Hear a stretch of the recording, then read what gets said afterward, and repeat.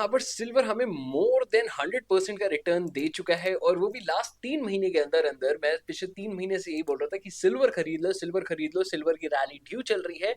Even मैंने last call भी दी थी दिसंबर फर्स्ट वीक में, जब जेपी मॉर्गन ने अपनी वैल्यू फ्लिप करी थी लॉन्ग पोजिशन में, और साथ ही साथ सिल्वर ने अपना रेजिस्टेंस का एक ब्रेकआउट दिया था। अगर वहां पे भी खरीदा होता स्टिल आपने 45% कमा लिया करीबन करीबन 20 दिन के अंदर अंदर ही, which is a very good return. But silver में अब चल क्या रहा है यहाँ पर, एक नेक्स्ट प्राइस एक्शन हम क्या एक्सपेक्ट कर सकते हैं, सारी इन्फॉर्मेशन देने वाला हूँ। और अगर मेजोरिटी यहाँ पे क्रिप्टो इन्वेस्टर्स देख रहे हैं यार, हाँ, अगर इथेरियम इन्वेस्टर्स के लिए, स्पेशली इन्वेस्टर्स हो गए आपके, पॉलीगन के इन्वेस्टर्स हो गए, कोई भी इन्वेस्टर आपने किसी भी ऑल्ट कॉइन में पैसा डाला हुआ पिछले 4 साल से क्यों नहीं डाला हुआ, सारे गेन्स यहाँ पे सिल्वर ने लास्ट 1 महीने के ही गेन्स सारे क्रिप्टो एसेट्स के गेन से ज्यादा है सिल्वर के। तो यहाँ पे हाँ, क्रिप्टो इन्वेस्टर्स को भी बहुत बड़ा शॉक लगा है। साथ ही साथ आपके प्रेशियस मेटल्स हो गए, गोल्ड हो गया, सिल्वर हो गया, पैलेडियम हो गया, प्लैटिनम हो गया, कॉपर हो गया, सब में हमें रैली देखने को मिलती जा रही है। तो आज की वीडियो का एक ही मेजर फोकस है कि यार सिल्वर का अगला प्राइस एक्शन क्या होने वाला है, क्यों इतना भाई भूचाल मचा हुआ है पूरी की पूरी मार्केट में। इवन यहाँ पे इलॉन मस्क भी ट्वीट डाल रहा है सिल्वर के ऊपर। देखो, सबसे पहली चीज, सिल्वर ने यहाँ पे रेजिस्टेंस का ब्रेकआउट दिया था, तो इतना तो गारंटी ही था कि यार सिल्वर ऊपर जाएगा ही जाएगा। लेकिन साथ ही साथ एक चीज और क्या हुई जो सिल्वर को एक रॉकेट बना गई, दैट इज चाइना ने सिल्वर के एक्सपोर्ट्स बैन कर दिए हैं। अब ये इन्फॉर्मेशन पुरानी नहीं है, लेकिन आज उसका इम्पैक्ट इसलिए देखने को मिला है क्योंकि इन्फॉर्मेशन के बाद सैटरडे संडे यानी मार्केट क्लोज हो गई थी। मंडे को आज मार्केट ओपन हुई है, और आज मार्केट ओपन होते ही एक नया ऑल टाइम हाई हमें सिल्वर में देखने को मिला था, $84 ऑलमोस्ट का। लेकिन अब यहाँ पे सबसे कॉशियस चीज पता है क्या है, जो बहुत सारे इन्वेस्टर्स यहाँ पे नजरअंदाज कर रहे हैं, एक बहुत बड़ी सी डीपेक्ड वैल्यू बन रखी है। अब डीपेक्ड वैल्यू क्या है, अब वो समझो। अभी क्या होता है, जब भी आप ट्रेडिंग करते हो तो हम पेपर ट्रेड्स में करते हैं, मतलब जो भी हम पेपर कॉन्ट्रैक्ट ट्रेड कर रहे हैं वो बैक करा जाता है 1:1 में सिल्वर में।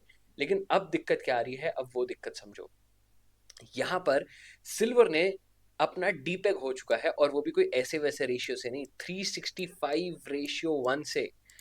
मतलब अगर एक फिजिकल की वैल्यू इतनी चल रही है इन रियल मार्केट्स, तो उससे 365 टाइम्स चल रही है पेपर सिल्वर की वैल्यू, मतलब इतना ज्यादा डीपेक हो चुका है। एंड ये एक बबल का भी साइन होता है, बहुत सारे इन्वेस्टर्स इसको नजरअंदाज कर देते हैं। बट अब जो मैं ये चीज देख रहा हूँ कि यहाँ पर हम एक छोटे से करेक्शन एक्सपेक्ट कर सकते हैं।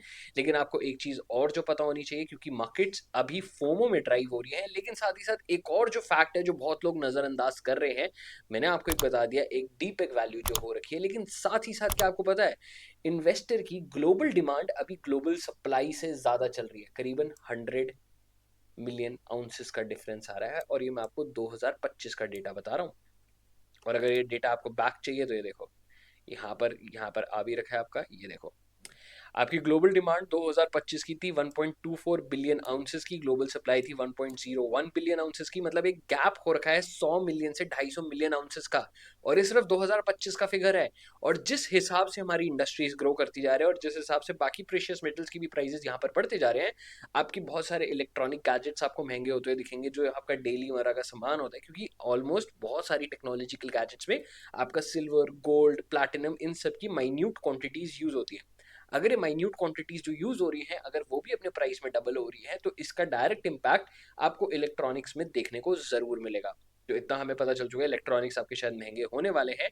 लेकिन अगर चाइना की एक्सपोर्ट्स ऑन नहीं होते हैं, तो ग्लोबली इसका और प्रेशर बढ़ेगा, क्योंकि चाइना के पास अभी one of the largest mining facilities भी है ऑफ सिल्वर। तो अगर चाइना का सिल्वर मार्केट में नहीं उतरेगा, और अगर हमारी ग्लोबल सप्लाई इतनी ही रहती है, सॉरी ग्लोबल डिमांड इतनी ही रहती है, सप्लाई साइड हमारी और कम हो रही है, तो सिल्वर के प्राइसेस पे और इम्पैक्ट हमें शॉर्ट टर्म में आता हुआ दिखेगा, जब तक इंडस्ट्री सिल्वर को छोड़ के किसी और प्रेशियस मेटल पे स्विच ओवर नहीं करती हैं। अभी के लिए टेक्निकल्स बहुत सिंपल है। अगर आप मेरे से पूछोगे यार सिल्वर पे मुझे कब पैसा डालना चाहिए दोबारा से, तो शायद मैं इसको 65 से नीचे आता हुआ देखूंगा, फिर मैं इसमें दोबारा इन्वेस्ट करने की सोचूंगा। क्योंकि अभी के लिए लास्ट 3-4 दिन से मार्केट आपकी फोमो ड्राइव हो चुकी है। एंड अगर आपने पहले इन्वेस्ट कर दिया था वो बहुत अच्छा है, आपने शायद फर्स्ट वीक ऑफ दिसंबर, जो मैंने एक लास्ट बाय कॉल भी दी थी, तब कर लिया होता। तब भी बहुत अच्छा था, लेकिन अगर नहीं भी करा है तो दैट इज फाइन। अभी हम सिल्वर की करेक्शन का वेट करेंगे, जब वो करेक्शन होगी एंड सिल्वर वहां पर अपना सपोर्ट वापस से बनाएगा, तब एक दोबारा एंट्री होती है। वरना एक जो अच्छी एंट्री रहेगी वो करीबन आपकी रहेगी $59 वाली रेंज में। उसका रीजन ये होगा, जब इसने अपना रेजिस्टेंस ब्रेकआउट करा था तो ये एक और हमें नया सपोर्ट मिल जाएगा, और साथ ही साथ हमें सिल्वर 50 EMA लेवल पे भी एक सपोर्ट लेता हुआ मिल जाएगा। तो अगर सिल्वर पे मुझे दोबारा बाइंग प्राइस करना होगा, मैं इसे 50 EMA पे ही रखूंगा। बाकी क्रिप्टो विद आर्यन को जरूर फॉलो कर लेना, ताकि मार्केट में हमेशा अपडेटेड रहो। एंड आपको नए टेलीग्राम ग्रुप की भी लिंक जो है वीडियो के डिस्क्रिप्शन में मिल जाएगी, तो वो भी जरूर ज्वाइन कर लेना। Alright guys, take care, bye bye.